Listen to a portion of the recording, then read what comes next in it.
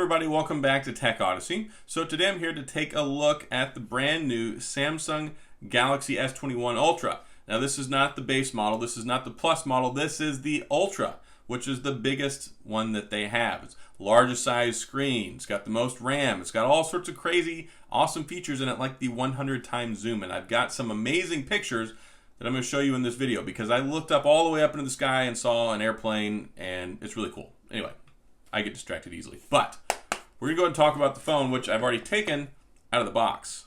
And it's beautiful. It's a really good looking phone. And we're going to talk about it. But before we do, I do want to say if this is your first time stopping by the channel, I appreciate you being here. If you enjoy the video, please hit the like and the subscribe button and the little notification bell if you want updates when new videos come out. Now let's talk about the S21 Ultra.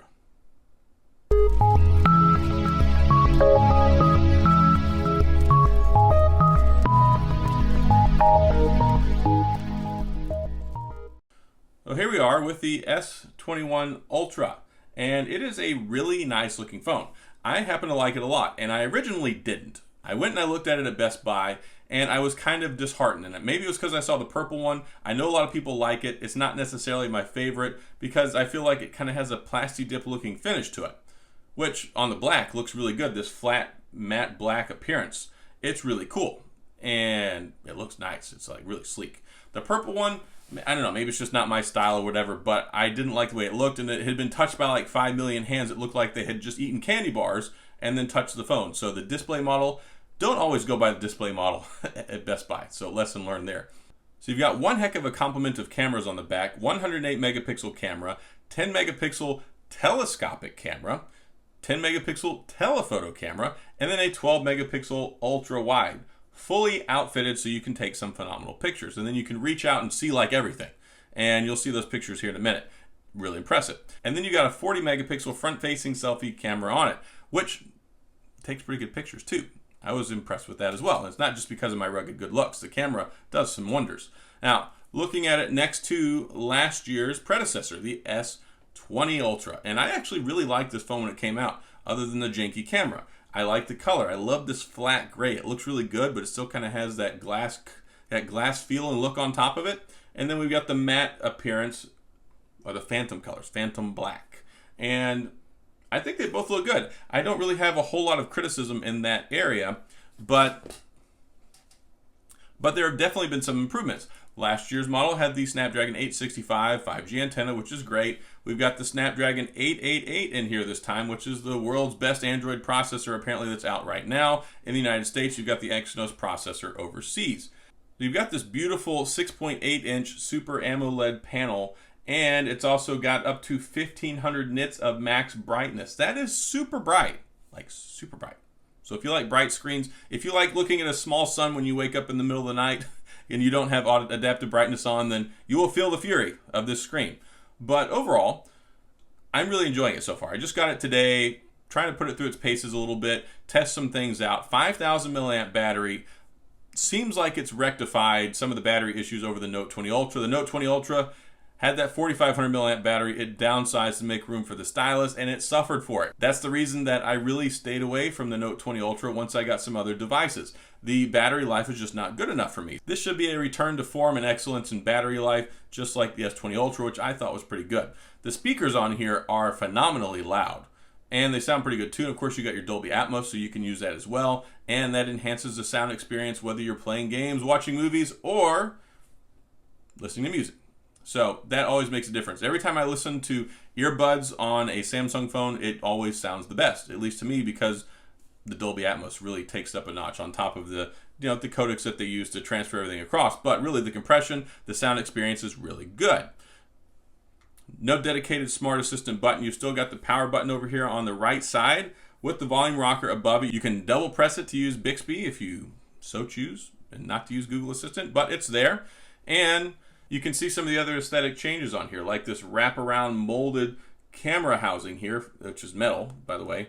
And of course, you still got this big hump. So that pops up. And of course, if you put it down on a flat surface and you try to type and tap on your screen, it does the wibble wobbly thing and bounces back and forth. If you've got a case on it, it's no big deal. That's perfectly fine. But if you're carrying it around naked, as it's referred to, without a case on it, then that's going to be a problem if you like to use your phone while it's setting down on a surface. Weight-wise, it feels about the same as last year. It's not something that's thin. This is a chunky boy. This is still a heavy phone. But it feels very premium. Like the S20 feels kind of light and cheap and plasticky to me, which, I mean, of course it is in many ways. But this one, much more premium. It has that subtle curved edge, which is the most shallow and least aggressive curved edge display that I believe Samsung has put in one of their displays. So you've got that going for you. There are things missing from this from last year's phone, though, that make some people angry, including me.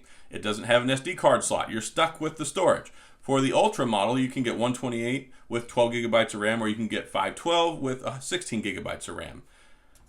I don't really think you need 16 gigabytes of RAM. I don't know what you're going to use that on. My gaming PC has 16 gigabytes of RAM, but whatever. It has it on the Max model. But the 128 gigabytes of storage, I really think is kind of cheaping out and ripping us off at the $1,200 price point. It's 2021. You took away expandable storage. Give us at least 256. I think that's fair. Either way. So that's one of the limitations. Now, this one does not have the flat screen like the S21 and S21 Plus. I actually kind of like that. It helps out with the ergonomics a little bit, maybe. It's not as boxy as like the iPhone 12 Pro Max, which I'm recording on right now, which is very hefty and very bulky. I think that this is more ergonomic than that. Now, it's capable of shooting 8K video at 24 frames per second. On the back, you can shoot 4K up to 60 frames per second, and it's also got slow-mo, all that other great stuff. That's really cool. I like that. It's very, very well outfitted. And then on the front-facing selfie camera, you can shoot 4K at 60 frames per second as well. I'm going to test that out. I'm probably going to make a dedicated vlog video, just like I did with the Note 20 Ultra, because I think the Samsungs are very, very good at what they do. They have some of the best spatial microphone setup that's really good about picking up where the sound is coming from, enhancing it, focusing on it, and for vlogging, I think they're really good phones. So that's something I'm going to test out later on, not today in the first impressions. But so far, I like it. I like the way it looks. It seems like they have made some improvements over the S20 in most ways. I mean, most of the other ways, of course, we don't have the MST technology, so you can use that for the Samsung Pay. You can still use it with NFC, which is pretty much the universal standard.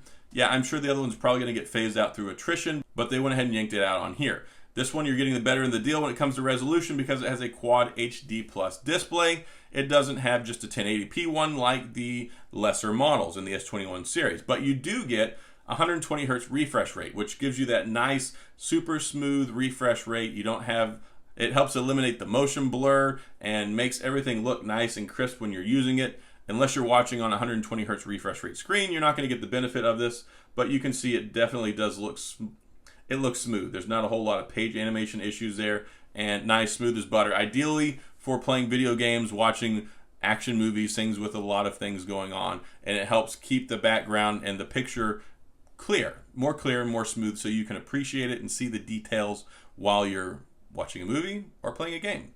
And it's great for gaming. This is probably the best gaming phone out on the market right now. Super powerful. You can play Fortnite. You can play PUBG. You can play Call of Duty Mobile. You can play pretty much anything. This is basically a gaming PC in your pocket at this point. And then if you so choose and you have Xbox Live, you can use the Ultimate Game Pass and stream your games and play them on your phone. So that's really cool too. Some of the other characteristics, it's got 25 watt quick charging on it. It's got reverse wireless charging. It's got wireless charging, quick wireless charging at that. IP68 dust and water resistance, ultra wideband support, 5G. It's got the ultrasonic fingerprint sensor, which works like a champ. Look at this, super fast.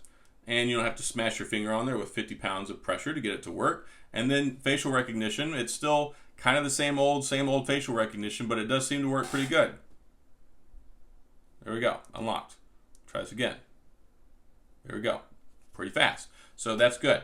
Now, I do want to show you some of the pictures on here. Like I said, I was able to reach out and really see some stuff, like the airplane that I was able to see with the zoom in on the 100 times zoom, really cool. Also, a selfie or two that's in there, a couple other pictures.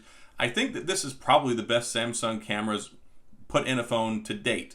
And normally I like the way Samsung cameras look. This is just taking it up even another notch, and I'm looking forward to getting to use it more. I will make a full review of this phone. It will have more camera samples, video samples, all that good stuff. Typically I make my unboxing and first impressions, then move over and I'll do the full review within 2 weeks after I've got more time to use it, because of course I can't really give you a full review if I've not had the time to use it and test it out. But so far, so good. And I like it. I think it's worth $11.99. I had some definite heartburn over the $13.99 with the S20 Ultra and then the shortcomings that it had.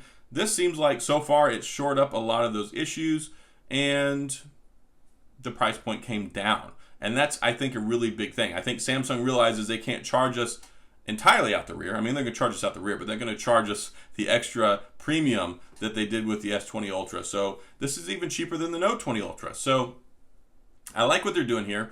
I think this is going to be a good phone. I like it a lot so far. Looking forward to getting to using it some more. And of course, I will bring my thoughts and all that stuff. And if you've got any questions or comments, please feel free to leave them down in the comment section so I can address that as I'm getting ready to do my full review.